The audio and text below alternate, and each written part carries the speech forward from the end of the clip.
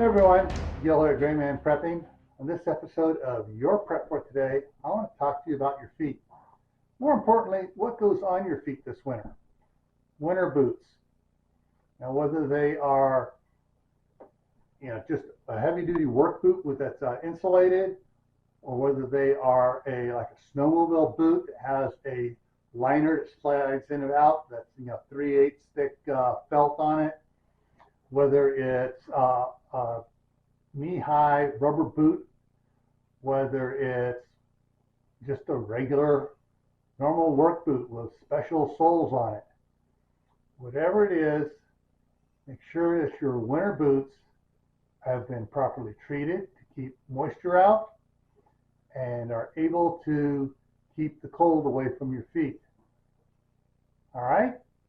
So, stay happy no matter what life throws at you. Stay safe, don't do anything foolish. Keep adding to your preps: water, food, medicine, clothing, and add a new skill. And if you have friends, families, or relatives, or neighbors that know that you are preparing, try to get them to get prepared too. And you really want them to get prepared so they don't come after your stuff and take your preps from you and leave you unprepared. Because if you're unprepared, well, this could happen.